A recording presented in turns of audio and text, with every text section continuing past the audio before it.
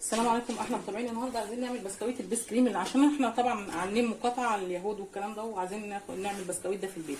جبت مكعب زبده على 3 معالق سمنه كده. دول اللي معاه ده مقادير كده 350 جرام سكر. فانا مش هاخدهم كلهم، هنزل بيهم كده ايه ما يعادل كوبايه كده. تمام. وبعد كده انزل بالبيضه كده. انا نزلت بالزبده على السكر البودر، وادي كيس الفانيليا. تمام.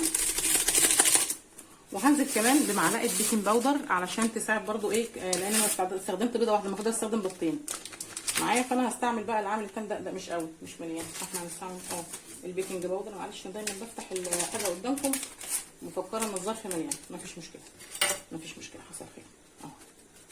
انتوا شايفين كده. تمام. معلقه بيكنج باودر بس، مش هنزل بيها كلها، حسيتها كتيره. لا هي كويسه كده، يعني تعتبر نص معلقه كبيره. وهبتدي بقى اخفق السكر مع البيض مع الزبده لحد ما لونهم يفتح. عشان بقى الخطوه دي ما ضايقكوش فيها، انا هضرب الحاجه دي وبعد كده ايه نشوف هنعمل ايه بعد كده. ضربت بقى البسكويت السكر، كوبايه سكر وكوبايه كوبايه الا ربع زبده مع البيضه مع الفانيليا، وبعد كده ايه ضربتهم لحد ما خلطتهم لحد ما وصل اللون الابيض ده. وبعد كده الدقيق بقى هينزل بيه كده دقيق معلقه، بحيث ان احنا نلم الدقيق بالمكونات الدهنيه دي. تمام. واحنا مش هندي مقادير للدقيق، لان انا كده هعمله ايه بلم الدقيق. يعني هفضل اقلب لحد ما المكونات تمتزج ببعضها معايا. بسم الله الرحمن الرحيم. يعني انا عايزه اقول لكم البتاعه دي اللي هي المنه دي، ما بشتغل بيها ما تريحنيش خالص في الشغل. الله اكبر، الله اعظم. ابتدي بقى الم الدقيق كده مع المكونات الدهنيه كده مع بعضها لحد ما تمتزج. تمام كده. اي حاجه ما تسيبوهاش في الايام الصعبه اللي احنا فيها دي كده. تمام اهو. لسه حسيته لا لسه عايز دقيق كمان على فكره. هنزل برده شويه كده ايه بالراحه كده، عشان عايزه البسكويت ده يبقى هش وخفيف.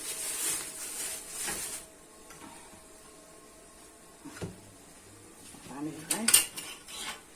نلمه بالمعلقه، نلمه بالاسباتيول، هلمه باللمامه دي دلوقتي، بس لما اروح مكونه المكونات مع بعضها بالتدريج معايا كده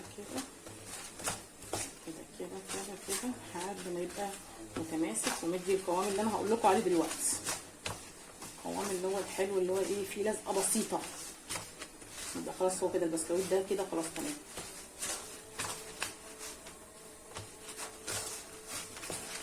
ولو عاوزين تاخدوا بالمقادير هقول لكم برده المقادير، هكتب لكم المقادير في صندوق الوصف، بس هي كده الطريقه دي اسهل واحسن. تمام. حط له بس رشه دقيق بسيط خفيف مش قوي، بسيط كده بس كده. انا ماشيه كده معاكم. على فكره ده كيلو دقيق اللي انا عاملاه ده، يعني هو يعتبر كده نص كيلو دقيق، وما يعادل 200 جرام للزبده، ويعادل كوبايه من السكر، يعني 150 جرام من السكر. تمام. دي اديت لكم مقادير اهو، مش هكتب بقى في صندوق الوصف زي ما قلت. هفضل بقى ماشيه مع العجينه كده لحد واحده لحد ما تمتزج.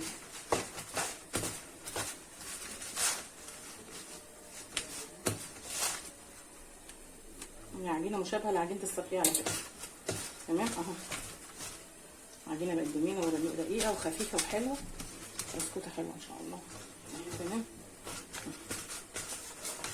العجينه كلها مع بعضها. لو في عجان يا سلام يا سلام، اريح واريح. بس انا بوريكم الناس اللي ما عندهاش العجان تقدر تعمل بسكويت ده في البيت برضو، مفيش مشكله. ريحتها جميله تحفه. خلاص كده العجينه بقت تمام التمام، وهنبتدي نعمل بسكويت البيس كريم باحلى طريقه واسهل طريقه. هسيب العجينه بس 10 دقايق ترتاح، وبعد كده نشوف هنعمل ايه. شكلت العجين بقى على نصين وقسمتهم قد بعض. نص جبت كاكاو عادي ساده وقلبت وعجنت العجين كده لحد ما وصلت للقوام ده، ونص التاني ايه زي ما انتم شايفين اللي هو العادي اللي احنا عملناه في الاول. بعد كده نعمل كويرات صغيره علشان نعمل البيس كريم كده. تمام. قد البليه كده. هفضل بقى اشكل الكاكاو، حاولي تكونوا قد بعض، الكويرات تكون صغننه كده، بليه قد بعض كده. تمام. كده. هقعد بقى اشكل العجين عشان ما اخدش وقتكم بقى كده معايا. اهو الكاكاو والابيض عباره عن كويرات بلي كده عشان اعمل البيست كريم، البسكويت البيست كريم. هفضل اشكل بقى بالطريقه زي ما انتم شفتوا التكنيك اللي انا وريته لكم ده لحد ما اخلص ونشوف بعد كده هنعمل ايه. خلاص بقى كده شكلت البسكويت كويرات اهو زي ما انتم شايفين، كويرات بيضه وكويرات ايه سمراء. هنشكل بقى العجين ازاي مع بعضنا كده، واحده بيضه واحده سمراء. اللي عاملين لي كبير وصغير اهو كده، وبيضه يا رب تكونوا شايفين كويس، وسمراء كده، لا بيضه وسمراء كده فاهمين اهو تمام، وواحده في النص ايه كاكاو. خلاص اهو زي ما انتم شايفين كده اهو، وندهت خلاص بقت شبه البسكريم كده معايا اهو زي ما انتم شايفين.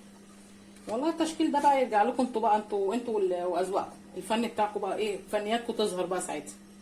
تمام اهو كده كده 3 و3 بتعملوا 3 و3، 3 بيضه و3 سمراء اهو، 3 و3 دي كبيره كده معايا اهو وهديها ضغطه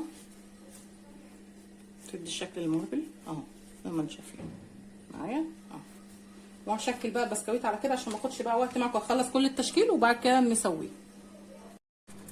شكلت بقى بسكويت البسكريم بتاعنا اهو زي ما انتم شايفين اهو، ما خدش مني حاجه، وهحطه بقى في الفرن تلت ساعه، يعني من تلت ساعه بالكتير قوي على درجه حراره 160 150، يعني مش عاليه قوي عشان البسكويتات دايما بتبقى بدرجات حراره فوق المتوسطه او تحت المتوسطه. خلاص العظمه استوت اهو، هو سخن لسه بقى وطعمه بقى حلو كده وفلافي. نرصه بقى ونفرجكم على احلى بسكوته كده، هي لسه سخنه مش عايزه اجيبها بس اهي زي ما انتم شايفين بسكوته سخنه بس دايبه وجميله. وعملنا مقاطعه للكيش بقى، الجيش الذهبي ولا الجيش الدامي اللي بيقولوا عليه اهو، وعملنا احلى بسكريم في البيت من غير عجان، كوبايه سكر وكوبايه سمنه وكوبايه دقيق وكوبايتين دقيق والدنيا تمام التمام. لو عجبك الفيديو سبسكرايب وتفعلي زر الجرس عشان يوصلك كل جديد.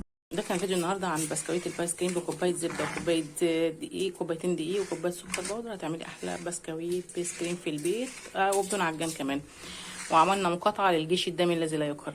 لو عجبك الفيديو سبسكرايب وتفعلي زر الجرس عشان يوصلك كل جديد. يلا سلام عليكم.